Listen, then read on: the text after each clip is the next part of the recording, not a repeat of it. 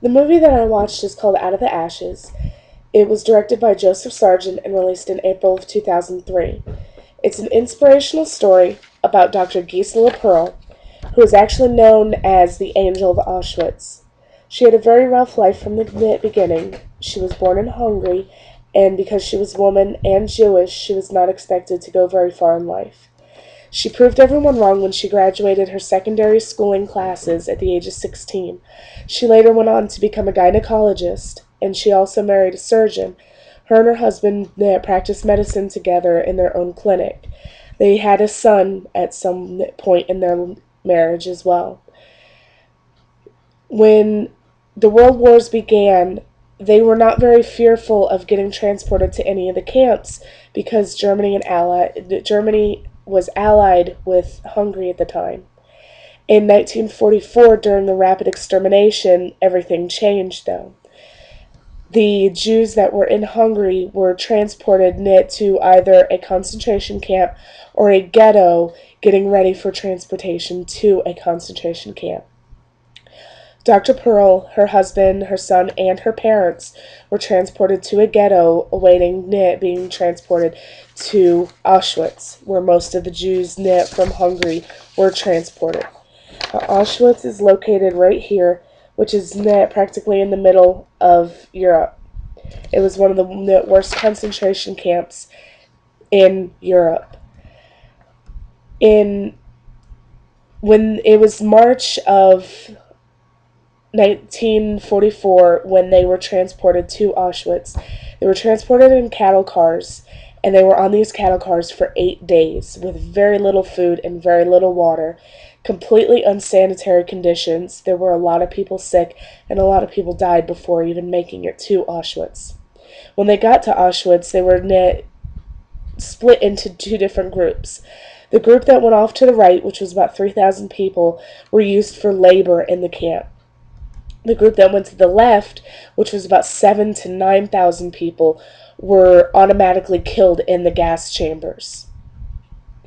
When she first got there, she was found out to be a gynecologist, and this intrigued Dr. Mengele in having someone help him with his experiments on the pregnant women in the camps at the time.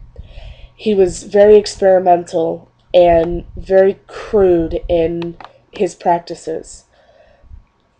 Dr. Pearl was told that if she heard of any news of any woman being pregnant in the camp, which was happening often because the Nazi soldiers were raping the women, that she was supposed to tell Dr. Mengele right away.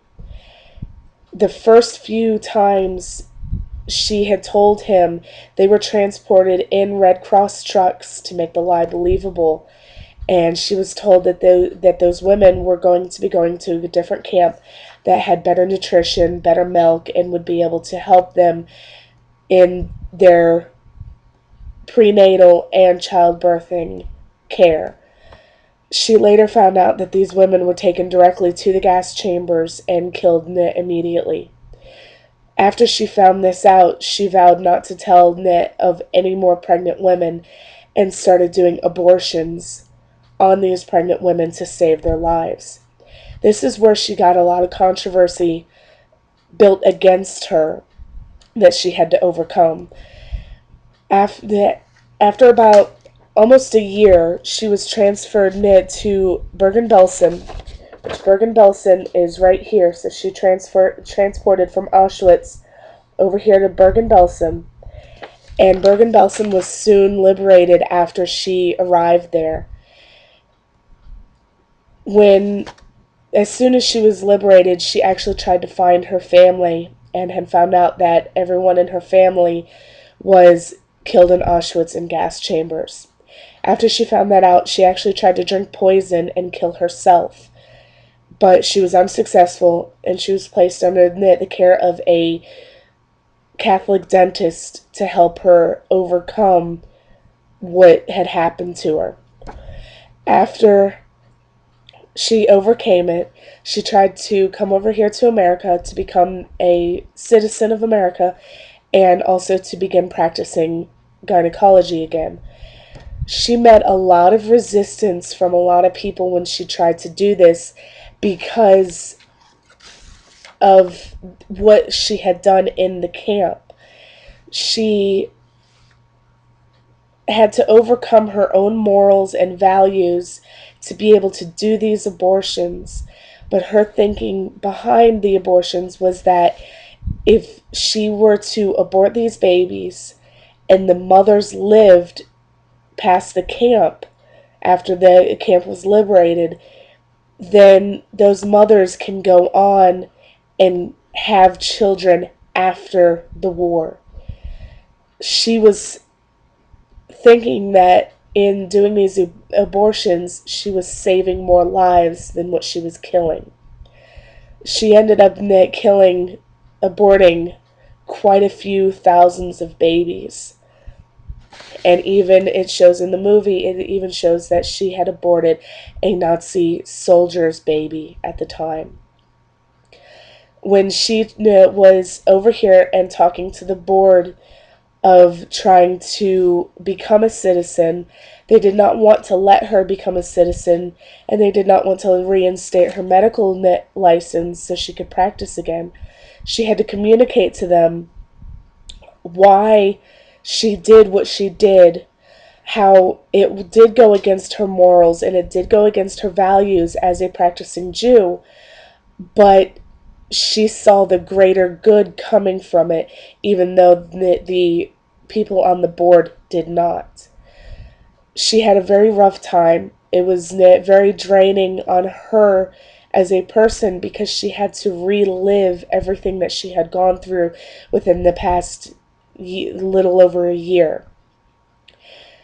She was accused of being in cahoots with the German Nazi soldiers and that she supported them when it was just the opposite and she was trying to save lives.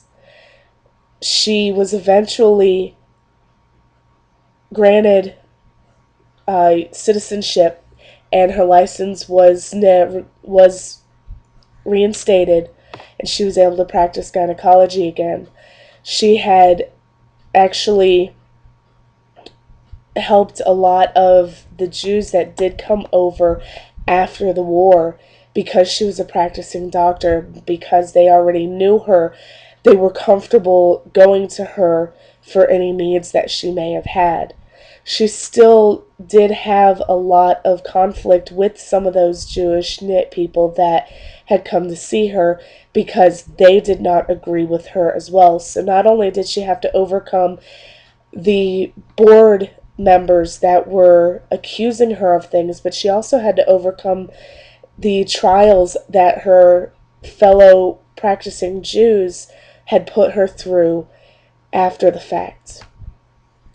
It had to have been very hard for her to do all of this.